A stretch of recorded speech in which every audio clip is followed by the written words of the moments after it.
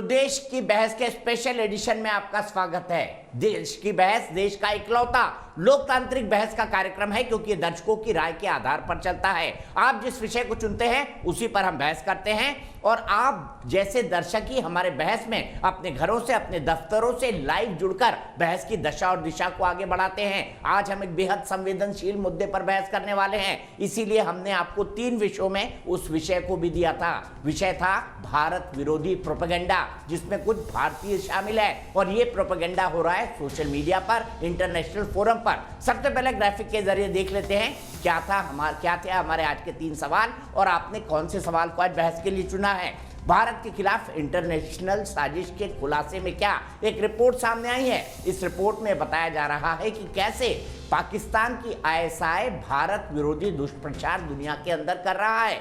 पुरानी कहावत है, घर का भेदी लंका ढाए। इसमें कुछ भारतीय नाम भी शामिल है जो सक्रिय तौर पर अपने ही देश की आलोचना नहीं करते, बल्कि अपने ही देश के साथ देशद्रोह करते हैं, पाकिस्तान समर्थित अंतर्राष्ट्रीय मंचों पर जाकर भारत की बुराई करके। कौन है वो लोग, उनका भी खुलासा होगा। लेकिन इन सब के पीछे कौन है? इन सब के पीछे आईएसआई, इन सब के पीछे है पाकिस्तान की सेना, इन सब के पीछे है पाकिस्तान की सरकार। तो क्या है ये पूरा एजेंडा, और कौन सी है रिपोर्ट जिसके आधार पर हम आपको बता रहे हैं कि देखिए कैसे अंतर्राष्ट्रीय टूल किट 2 एक्सपोज हुई है 5 अगस्त के पहले, क्योंकि 5 अगस्त को धारा 370 और 35A की समाप्ति हुई थी। 2 दिन पहले हमने बताया था कि कैसे भारत विरोधी रेड इन कश्मीर नाम का एक हैशटैग ट्रेंड कराने के लिए आईएसआई और पाकिस्तान कोशिश कर रहा है। अब ये देखिए दूसरी टूल किट, जिसमें कुछ भारतीयों के परिवारों को फैक्ट्री दे दी गई है, पैसे दे दिए गए हैं अरबों करोड़ों कि भारत को बदनाम करो। सबसे पहले देखते हैं आईएसआई की ये चाल क्या है।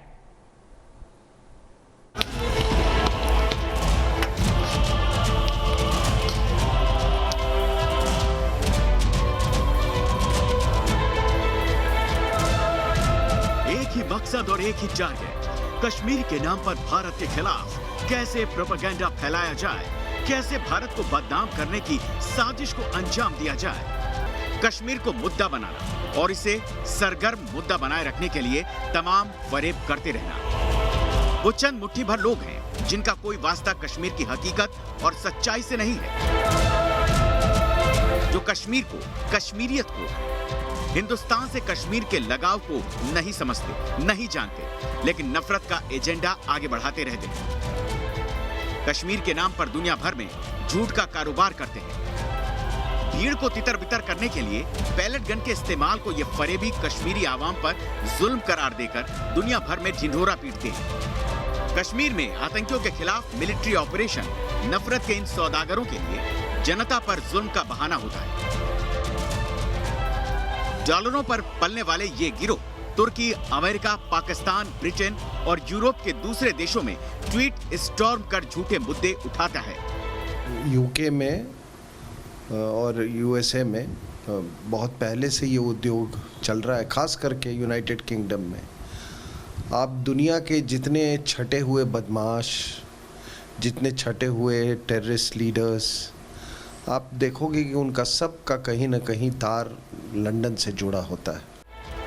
सोशल मीडिया के प्लेटफॉर्म का इस्तेमाल कर हेट कैंपेन चलाता है, टीवी की बहस का मुद्दा बनाता है, लेफ्ट विंग के अखबारों में कॉलम पब्लिश करवाता है। फरेब, नफरत, जलन, साजिश और प्रोपेगेंडा फैलाने वालों का ये गिरोह अपने मिशन में लगातार जुटा हुआ है, क्योंकि यह आतंक का वो खानदानी कुनबा है जो हिंदुस्तान से बेपनाह नफरत करता है। हिंदुस्तान के अटूट हिस्से कश्मीर की तरक्की इन्हें नापसंद है। 5 अगस्त 2019 के बाद इनकी नफरत और बढ़ गई। कश्मीर के नासूर धारा 370 को हटाए जाने से इनके नफरती दिमाग में भारत के खिलाफ जहर भरा गया है। पाकिस्तान के कश्मीर टूलकिट का पर्दाफाश करने के बाद न्यूज नेशन एक और बड़ा पर्दाफाश कर रहा है। भारत के खिलाफ नफरती एजेंडा फैलाने वाला खानदानी कुनबा कैसे साजिशें रच रहा है। देश की बहस में चर्चा है कि भारत विरोधी साजिश रचने वाले जान लें कि वो कभी कामयाब नहीं होंगे।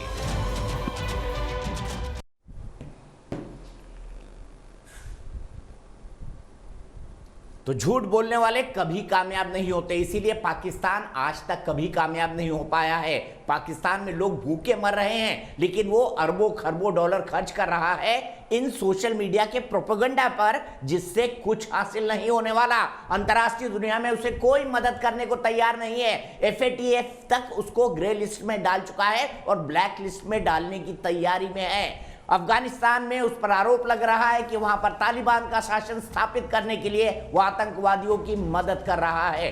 दुनिया में कहीं भी आतंकवादी गतिविधि होती है उसके पीछे पाकिस्तान और सिर्फ पाकिस्तान का नाम सामने आता है, ये हम सब जानते हैं। तो ऐसे में आज का सवाल इससे जुड़ा हुआ है और साथ ही साथ एक बड़ा मुद्दा है। इस भारत विरोधी गतिविधियों में देश के कई जयचंद और विभीषण भी शामिल है। देश के कई जयचंद शामिल है। भारत के भी कुछ लोग इस ISI के मोहरे बने हुए हैं। इसीलिए मैं सवाल पूछ रहा हूं, उन तमाम नामों का खुलासा 8:30 बजे करूंगा। कौन कौन वो नाम है? कई सारे लोग ऐसे हैं जो अंतर्राष्ट्रीय पुरस्कार जीत चुके हैं। कुछ लोग ऐसे हैं जो JNU जैसे संगठनों के, JNU जैसी यूनिवर्सिटी के अध्यक्ष रह चुके हैं। इसीलिए देश की बहस में हमारा आज का सवाल है, क्या एंटी इंडिया कैंपेन में शामिल भारतीयों का बहिष्कार होना भी चाहिए? ये मेरा व्यक्तिगत मत है, होना भी चाहिए, लेकिन आप इस पर जवाब दीजिए हाँ या नहीं में। तो आपको पता है जवाब कैसे देना है। आप हमारी वेबसाइट पर जा सकते हैं, आप हमारे मोबाइल ऐप पर जा सकते हैं, आप हमारे ट्विटर हैंडल पर जा सकते हैं, आप हमारे फेसबुक पेज पर जा सकते हैं। कार्यक्रम के बारे में कोई राय है, सुझाव है, आप शो में शामिल होना चाहते हैं तो हमें 9711002266 पर व्हाट्सएप करें। लेकिन सबसे पहले बता दूं, बहुत बड़ा पैनल जुड़ेगा आज, बहुत बड़ा पैनल अंतर्राष्ट्रीय होगा। आरती टिक्कू सिंह भी 9 बजे हमारे साथ शामिल होगी। वही भारतीय पत्रकार जिन्होंने बहुत ही शानदार भाषण दिया था धारा 370 हटाए जाने के बाद कि कैसे कश्मीरी पंडितों को कश्मीर घाटी में मारा गया 1990 के दशक में। इसके अलावा आप जानते हैं देश की बहस में हमारे दर्शक जुड़ते हैं, तो पब्लिक के मंच में आज जुड़ेंगे अजय शर्मा दिल्ली से, नीतीश शुक्ला प्रयागराज से, अशोक कुमार गाजियाबाद से, संजीव सिंह मनहास जम्मू से और राहुल तिवारी रीवा से। ये हमारे पब्लिक के मंच के लोग होंगे। लेकिन उससे पहले मैं जल्दी से इंट्रोड्यूस कर देता हूं अपने पूरे पैनल को। मेरे साथ जुड़ गए हैं मेजर जनरल GD बख्शी, थोड़ी देर में जुड़ेंगे। मेरे साथ सुशील पंडित हैं रूट्स इन कश्मीर से, मेरे साथ प्रेम शुक्ला जी है भारतीय जनता पार्टी के राष्ट्रीय प्रवक्ता, मेरे साथ विवेक श्रीवास्तव जी है लेफ्ट के नेता, वकाराज भट्टी साहब हैं कश्मीर से आते हैं, पॉलिटिकल एनालिस्ट है, तहसीन पूनावाला है कांग्रेस के समर्थक है, पॉलिटिकल एनालिस्ट है। और ऐसे लोगों के साथ देखे जाते हैं जिनका नाम इस लिस्ट के अंदर शामिल है। सबसे पहले शुरुआत करूंगा प्रेम शुक्ला जी से। प्रेम शुक्ला जी, घर में नहीं दाने अम्मा चली भुनाने, और भुनाने किन दानों को जा रही है? भारत विरोधी दानों को, और इसमें भारतीय भी शामिल है। उन नामों का खुलासा होगा, लेकिन ISI को एक्सपोज करने का वक्त आ नहीं गया है अब अंतर्राष्ट्रीय जगत में कि ये देखिए ये हालत है इनकी। देखिए, लंबे समय से जो है एक भारत के बौद्धिक कौम में इस्लामी लेफ्टो इस्लामिक एलिमेंट रहा है। ये लेफ्टो इस्लामिक एलिमेंट और सिंडिकेट जो रहा है वो भारत के हितों पर प्रहार करने के लिए हमेशा से एक नैरेटिव, एंटी इंडिया नैरेटिव तैयार करता है। आपको फई फाउंडेशन पता होगा कि कश्मीर में बहुत लंबे समय तक कश्मीर के मुद्दे पर अमेरिका में उसने लंबे समय तक नैरेटिव बिल्डअप का काम किया, और उसमें जो है दलीप पड़गांवकर जैसे लोग वही इसके चीयर लीडर है, एक बहुत बड़े वही इसके चीयर लीडर है गुलाम नबी फई जी।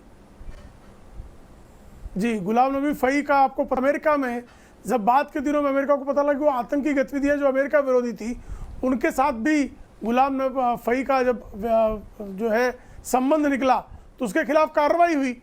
लेकिन भारत में क्या किया गया वो भी देखिए। जब गुलाम फई पर कार्रवाई अमेरिका में की जा रही थी, पैरेलली भारत में उन्हीं लोगों को कश्मीर के मामले में कांग्रेस की डॉक्टर मनमोहन सिंह की सरकार ने इंटरलॉक्यूटर नियुक्त कर दिया। यानी जो भारत विरोधी नैरेटिव को अंतर्राष्ट्रीय मंचों पर खड़ा होकर पुष्टि करने का दुष्कर्म करता हो, ऐसे लोगों को आप इंटरलॉक्यूटर बनाया करते थे। उसी का परिणाम था कि लंबे समय तक आपका भारत का अभंग अंग, जिस पर आप स्वयं की संसद में 1994 में आप कांग्रेस की सरकार और खड़े होकर सब मत से कहा जाता है कि गिलगिट बाल्टिस्तान समेत पाकिस्तानी कब्जे वाला कश्मीर भी भारत का अभिन्न अंग है।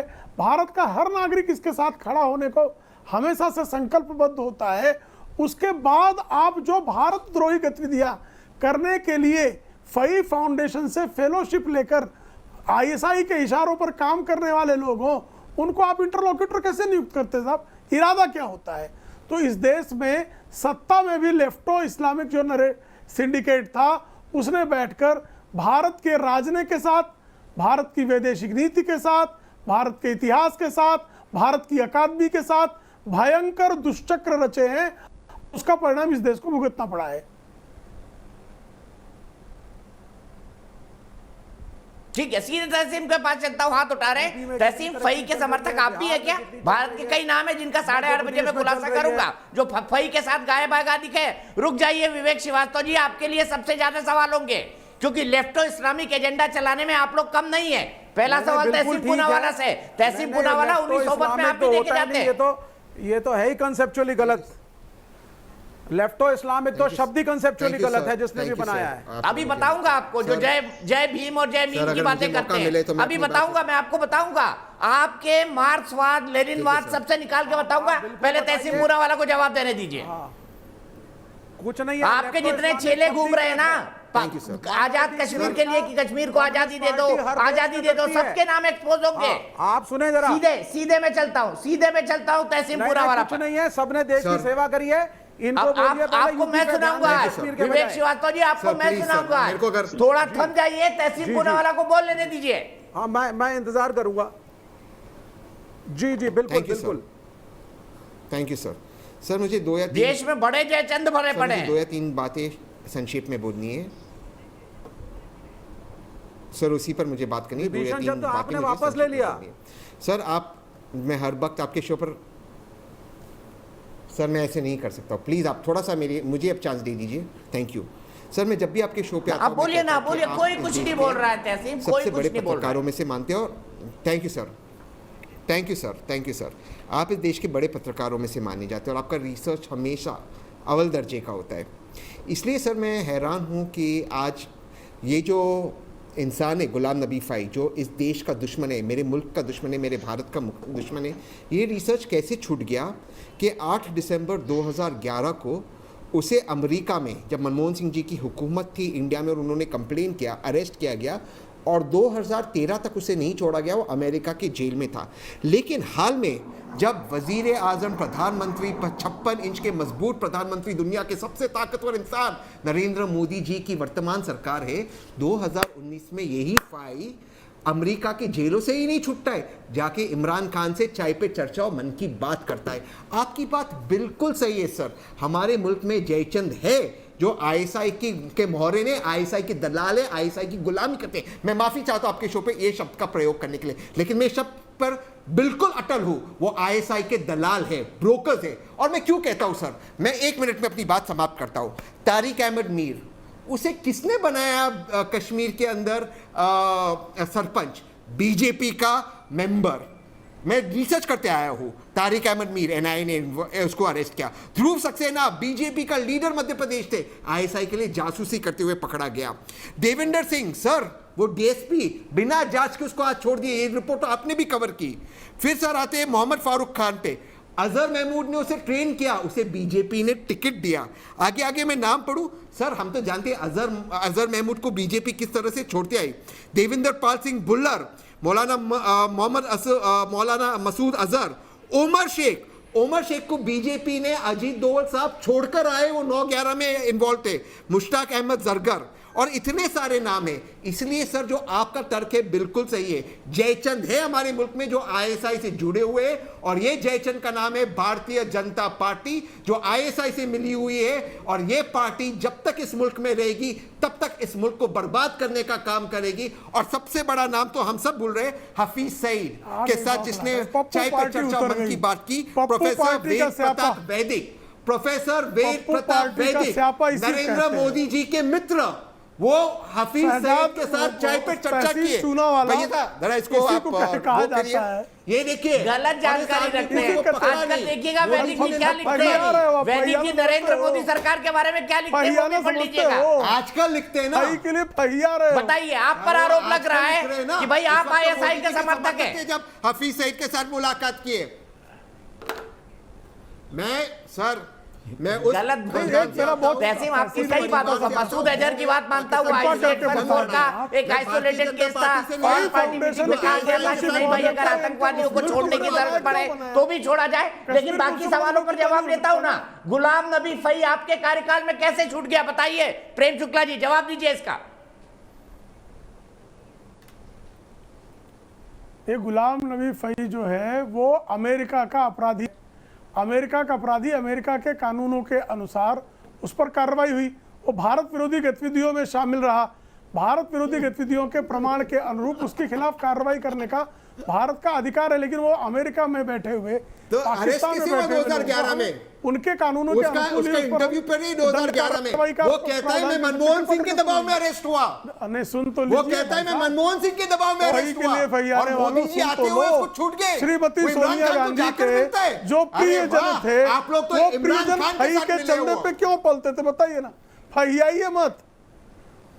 पूना वाला अरे मेरे भाई लोग पुलवामा के समय कहा थे मोदी जी आईएसआई की दलाली करने वाली पार्टी को पहचानते हैं। देवेंद्र सिंह को याकूब मेमन जो है क्यों उस पे एक्शन नहीं हुआ? बमकांड का अभियुक्त याकूब मेमन कांग्रेस की अमन कमेटी का मेंबर था, जानते कि नहीं आप? नहीं, अब सुनिए, अभी आप सुन लीजिए जरा। याकूब मेमन का नाम गलत बात है सर, इसको फांसी की सजा हुई सर, ये गलत है सर, ये कांग्रेस की अमन कमेटी का मेंबर था सर, मैं डेफेमेशन का ये प्रमाण है, प्रमाण है, ये गलत है, प्रमाण है। और टाइगर मेमन के लिए मुरली देवड़ा ने पासपोर्ट के लिए पत्र लिखा था, सर, ये भी सब नहीं, प्रमाण भेजता हूं, प्रमाण भेजता हूं। मुरली देवड़ा जो आपके पेट्रोलियम मंत्री हुए कालांतर में, उन्होंने टाइगर मेमन के पासपोर्ट बनवाने के लिए लेटर लिखा। नूरा इब्राहिम, दाऊद इब्राहिम का छोटा भाई, यूथ कांग्रेस का पदाधिकारी, साउथ मुंबई यूथ कांग्रेस का पदाधिकारी, वो भी भेज देता हूं आपको। तो आप तो अपराधियों का गिरोह हो।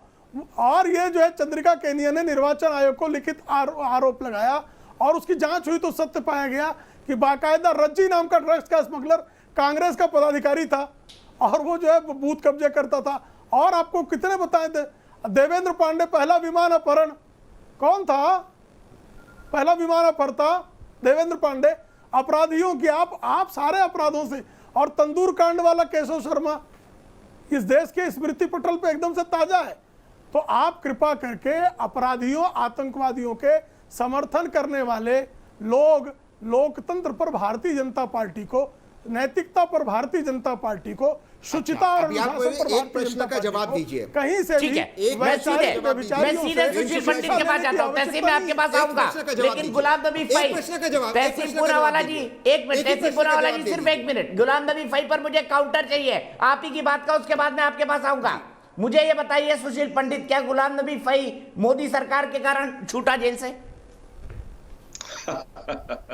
इससे बड़ा मजाक कोई नहीं हो सकता।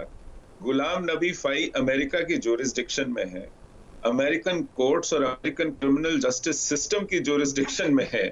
भारत अगर वहां से किसी को छुड़ाता है तो मुझे याद पड़ता है कि राजीव गांधी ने मोहम्मद यूनुस के बेटे को छुड़वाया था जो वहां ड्रग्स के आरोप में बंद था, और वो एंडरसन के बदले छुड़ाया गया था जिसको कि यूनियन कार्बाइड केस में भारत से भगाया गया था। तो ये लेन देन तो मुझे याद है 80 के दशक में हुआ था कि आप एंडरसन को मत पकड़िए, हम मोहम्मद यूनुस के बेटे को छोड़ देंगे। शहरयार उसका नाम था, वो ड्रग्स केस में बंद था।